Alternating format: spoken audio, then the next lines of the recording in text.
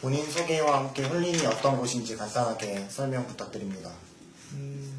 일단 홀린을 먼저 설명드릴게요. 그 문화예술 단체고요. 사진과 책 문화를 베이스로 하고 있습니다. 그리고 저는 단체의 대표로 있는 이재복입니다. 홀린이라는 사진 도서관을 설립하는데 재정적인 문제는 어떻게 해결하시는지? 비영리로 운영되다 보니까 수익이 발생되는 것은 아니고요. 원래 제 작업실이에요. 이 베이스가. 개인 작업실에서 출발한 거고, 제가 출판사를 다니고 서점에 일을 오래 했어요. 그래서 책을 만들고 파는 일을 많이 하다 보니까 책을 많이 사서 보게 되었고, 그 다음에 사진을 공부하다 보니까 사진책을 주로 또 많이 사게 되었고, 그렇게 해서 모인 책들을 갖다 놓다 보니까 그냥 책이 많아졌고, 예, 그렇게 해서 공간을 만들었고, 그러니까 책을 놓을 공간이 필요하니까 공간을 만들었고, 그렇게 해서 이제 그냥 자연스럽게 여기까지 오게 되었고, 당연히 돈이 많이 든 건 사실인데 목돈이 든 건 아니니까요. 예. 책을 이만큼 사 먹는데 한 15년 걸렸어요. 예. 예. 한꺼번에는 못 사요. 예. 아니, 그리고 돈이 있어도 한꺼번에 살 수가 없어요. 팔질 않아요, 한꺼번에 그렇게. 여러 번의 책 중에서 그 홀린에서 지난 10년간 청주 지역에 스냅 사진을 모은 스냅스라는 책을 출판하셨던데, 그 중에서 가장 아름답다고 생각되는 사진은 어떤 사진일까요? 스냅스 사진집 같은 경우는 지역의 사진가가 그렇게 크게 의식을 갖고 출판을 하겠다고 사진을 찍은 건 아니었는데, 네. 정기적으로 일요일마다 자기 사적인 시간을 만들어서 지역을 기록하고 그거에 흥미를 느끼고 그렇게 그냥 모아만 놨었어요. 그런 사진가가 있었고, 예, 김영봉 사진가인데, 이걸 좀 묶어서 지역의 기록으로 같이 있게 책으로 만들어서 좀 남기면 어떻겠냐라는 제안을 드렸고, 응해 주셔가지고 만들게 되었고, 한 장 한 장으로 봤을 때는 굉장히 평범해요. 아무나 할 수 있는 일 같아 보이고. 근데 이게 그분도 한 10년 정도 촬영한 분량을 묶은 건데, 이렇게 겹겹이 쌓였을 때 가치가 되게 발생하고, 일상적인 것이지만 충분히 작가적 시선이 담긴 어떤 기록물로 나올 수 있는 어떤 그런 가치 있는 책으로 낄 수 있지 않았나 이런 생각이 좀 드네요. 홀린에서는 사진책이 80%, 그 인문서적하고 독립 출판물이 20%라 그랬는데 직접 책을 쓰시나요? 그 100% 비중에 대한 얘기는 도서관 장사에 대한 비중이에요. 대여해주는 예, 장사요? 예, 대여를 하진 않는다. 보유하고 있는 책의 비중이 사진 관련 책이 80%라는 얘기인 거고, 인문이나 기타 장르의 서적들이 약 20% 정도. 예, 그런 비중을 차지하고 있다는 거고, 제가 지은 책이 그렇다는 건 아니에요. 예, 다른 분이 만들어 놓은 책을 제가 모아놓은 게 비중이 그렇다는 거예요. 독립 출판물은 뭔가요? 독립 출판물은 저는 그냥 젊은 출판 문화라고 생각해요. 그래서 개인의 소소한 이야기, 사적인 이야기, 그 다음에 기존 출판물과 좀 다른 어떤 독립적이고 약간 전위적인 어떤 역할을 하고 있다고 생각하고, 독립 출판물이 서점의 문화와 합쳐져서 복합 문화 공간으로 동네의 어떤 그 문화 공동체를 형성하는 데 이바지하고 있는 역할이 좀 크고, 출판물로 생각했을 때도 개인의 독립성이 이렇게 많이 반영된 것들이 가장 큰 장점이고, 기존 자본 논리로 할 수 없었던 어떤 그런 부분에서 조금 더 자유로운 부분들, 이런 것들이 좀 장점이라 개인이 소소한 이야기를 출판하는 데 많이 활용되는 장르로 이렇게 좀 활용되고 있는 것 같아요. 청소년기에 이재복 대표님은 어떤 분이셨나요? 청소년기 중고등학교 때. 네. 중고등학교 때 성적은 그냥 무난했다고 해야 되나요? 평균 한 85점? 네, 무난했고요. 그렇게 공부를 잘하는 편은 아니었어요. 거기에 컴퓨터 다루는 시간이 거의 대부분이었고, 로봇 만드는 걸 좋아해서 올림피아드 같은 데도 자주 나갔고, 게임 엄청 좋아하고요. 예. 게임 엄청 좋아해서, 예, 뭐 전국대회도 자주 나가고, 예, 그런 걸 좀 좋아했고, 고등학교 때 같은 경우는 밴드부를 하는 시간을 많이 보냈고, 예. 나중에 이제 고등학교 한 1, 2학년 때, 2학년 때쯤 사진을 알게 돼서,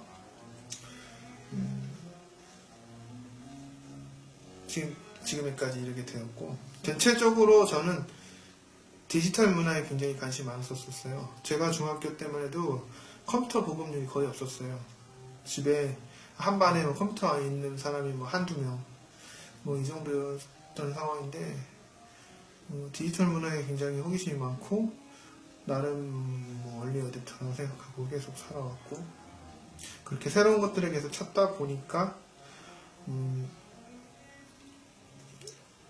뭐 이런 좀 복합적인 일을 하고 있는데, 지금 물건으로 봤을 때는 책이라든가 뭐 이런 것들이 굉장히 아날로그적이고 고전적인 것 같지만, 예, 책은 세상에 많은 물건 중 가장 혁신적인 일을 많이 했던 최첨단 도구 중에 하나입니다.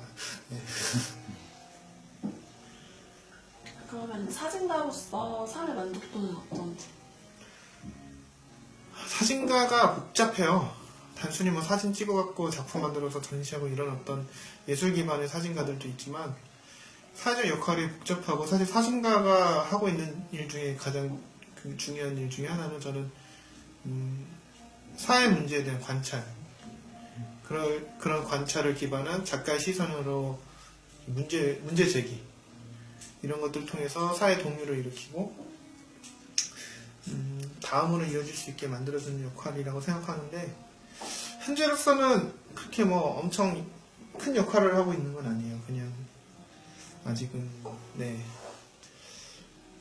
개인이 어떤 사진적 테크닉을 잘 연마하고 다루고 준비하는 정도라고 해야 되나요? 예. 만족도는 경제적 만족도는 뭐 중간 정도, 그 다음에 개인적 자의식에 의한 만족도는 뭐 좀 높은 편이에요. 사진가로 살면서 언제가 가장 행복하셨어요? 사진가는요, 뭐 다른 사람들도 다 그런 건 아닌데, 굉장히 이기적인 사람이에요. 예, 작품을 향해 거의 모든 걸, 뭐 금강송 배웠던 사진가 얘기 못 들었나요? 작품 하나 찍기 위해서 나무를 막 베고 뭐, 예. 자기가 이렇게 취득하는 과정에서 그 무언가 또 할 수 있는 굉장히 이기적인 직업 중에 하나인데, 세상의 모든 걸 그냥 계속 주워 담잖아요. 카메라 안에 소유하듯이. 예, 그런 직업 중에 하나인데, 놀라운 장면을 채집했을 때 그때 뭐 쾌감은 엄청나죠. 예, 당연히 그런 시각적인 만족감에서 오는 어떤 그런 만족감. 어떤 걸 찍었을 때가 가장 놀라운 부분이나요? 근데 여러 가지 요소가 있어요. 뭐 풍경에서 보기 힘든 과정이나 뭐 자연의 특수한 현상을 담았을 때, 그런 거 있을 때 그 내셔널 지오그래픽처럼, 그 다음에 다큐멘터리 같은 관점에서 인간에 있어서, 인간의 어떤 내면에 있어서 특별히 글로든 뭐 다른 방법으로 표출하기 힘든 어떤 순간적인 어떤 모습을 사진기의 어떤 찰나를 이용해서 포착했을 때 그런 느낌을 받을 수도 있고, 다양한 어떤 기회가 있는 것 같아요. 예. 가장 잘 찍었다고 생각되는 작품이 있다면 어떤 것인지. 그냥 말만 하면 잘 설명이 안 될 텐데. 말로 다 설명을 해보죠, 뭐. 개발도상국에 처음에 여행 갔을 때, 특히 인도에 처음에 갔을 때, 어렵게 사는 사람들이 많더라고요. 어렵게 사는 건 그럴 수 있어요. 빈부귀천하는 건 항상 있는 거니까. 근데 사진도 한 장 없이, 그 자기 찍힌 사진, 자기 얼굴 사진 한 장 없이 죽음을 맞이하는 사람들이 많다라는 걸 알게 됐어요. 그냥 가난하다는 이유로.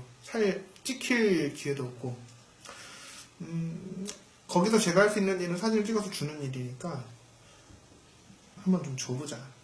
예, 그렇게 해서 뭐 많이는 아니지만 뭐 한 번 방문했을 때 뭐 한 100명 정도. 예, 그렇게 이제 불특정 다수에게 당신도 한번 사진을 소유해봐라. 뭐 이런 단순한 메시지 차원에서 이렇게 준 적도 있고, 그렇게 받고 기뻐하는 모습을 제가 다시 찍어온 적도 있어요. 그런 것들 통해서 아주 1차원적이지만 그냥 물물 교류라고 생각했던 적도 있고, 안 그러면 돈 달라 그래요. 뭐 1달러, 1달러 이래요. 근데 그거는 조금 서로에게 크게 도움이 안 되는 것 같아서, 네. 그런 일들 했었는데, 사진을 이용해서 그런 약간 봉사자 마인드로 접근했을 때 약간 마인드가 좀, 아니 제가 좀 이제 보람은 좀 크더라고요. 물론 이게 뭐 네, 제가 스스로 생각할 때 그냥 그런 거예요. 다른 사람 그렇게 뭐 봐줄지 모르겠네. 앞으로 사진가라는 직업에 대해서 전망이 어떻다고 생각하세요? 사진가의 전망이요. 네. 사진 산업 시대는 저물었죠. 20세기에 가장 흥행했던 100년 동안 가장 호황기를 누렸던 산업이고 2012년도에 코닥이 문을 닫으면서 예, 완전히 그 필름과 아날로그 사진에 대한 어떤 산업이 예, 무너졌죠. 무너졌고 지금 디지털 문명을 맞아서 새로운 사진이 나오고 있는 시점이고 전망 전위적인 거 그러니까 진보적인 거나 예, 뭐 새로운 거에 변화를 좋아하는 사람 입장에서는 저는 좀 추천드리고 싶고요. 추천. 자기는 좀 보수적이고 다 되어져 있는 거. 예를 들면 직업으로 따지면 뭐 의사, 공무원처럼 보편적으로 이해가 있고 오래 할 수 있는 일이라는 거에 확신이 있는 사회적으로 정리가 된 직업군이라든가 그런 성향을 좋아하는 사람들이 있거든요. 음악으로 따지면 클래식을 좋아한다든지 이런 사람들에게는 좀 어려워요. 네, 현재로서는 그 이유는 산업이 이렇게 완전히 바뀐 상황이어서 거의 다 새로 다시 만들어야 돼요. 미래의 사진가가 될지도 모르는 청소년들 그리고 또 꿈을 찾는 청소년들에게 하고 싶은 말이 있다면 네, 두려워하지 마시고요. 도전하세요. 네. 남이 좋다고 하는 건 네, 레드오션이라고 보시면 됩니다.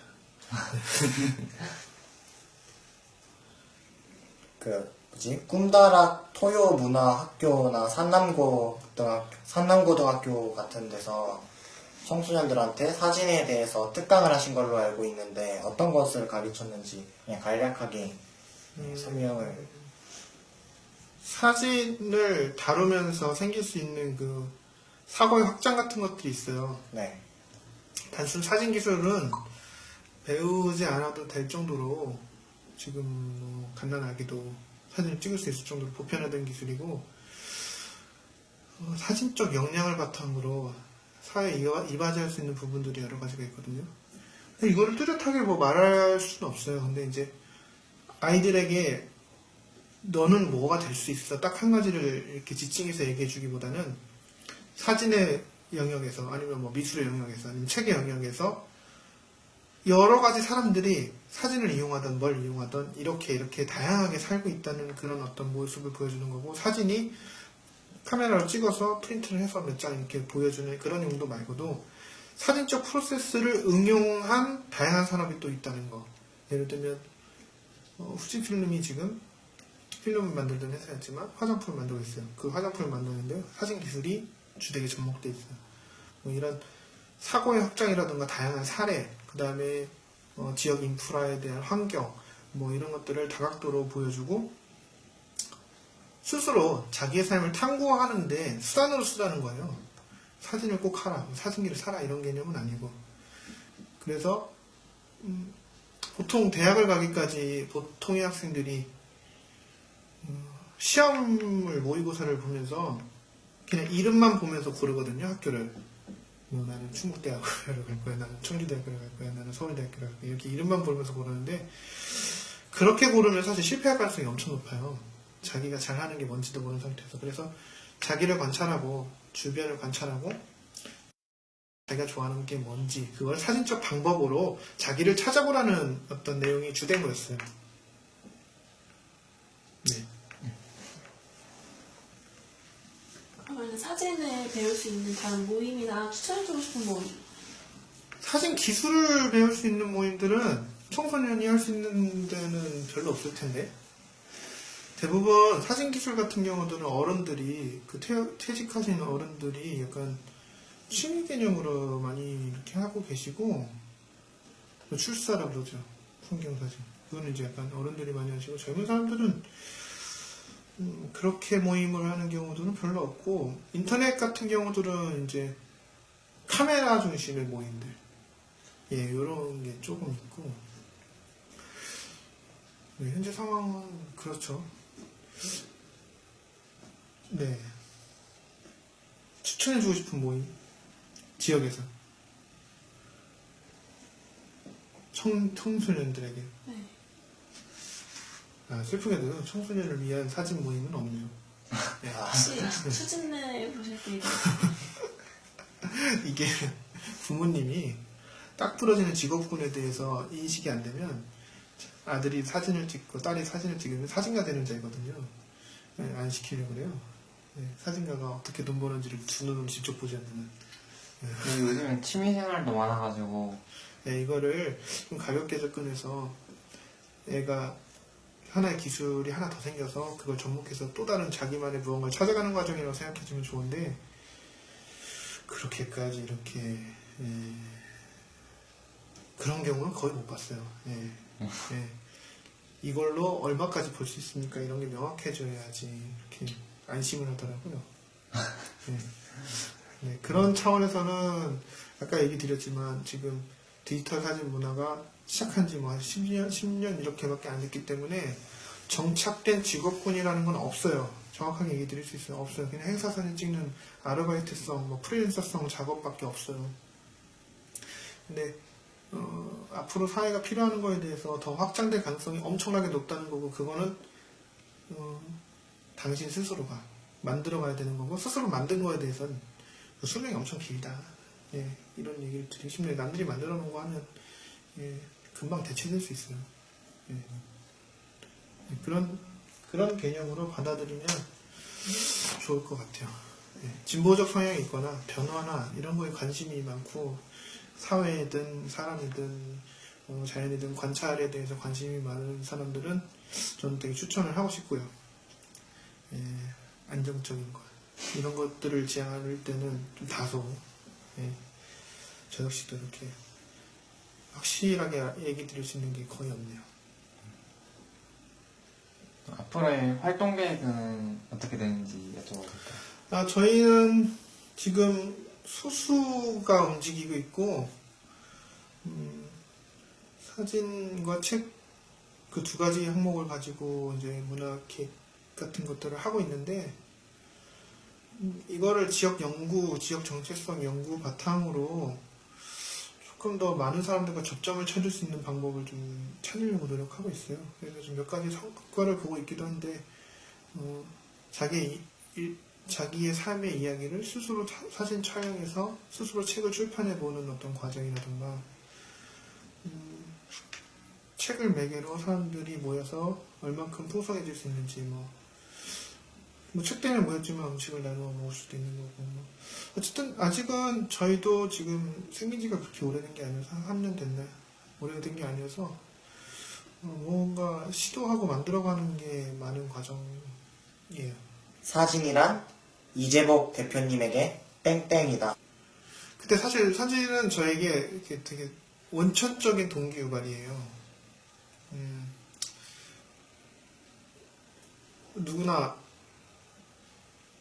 그렇듯이 제가 사진을 배운 거는 뭐 한 17살 정도 됐을 때부터고 지금까지 해봤자 뭐 한 15년, 16년 뭐 이 정도인데 이 이후에 제가 뭐 20년씩 투자한 다른 무언가가 있을 수도 있잖아요. 그러면 사진은 사실 제 인생에 잠깐 15년간 스쳐간 무언가일 수도 있고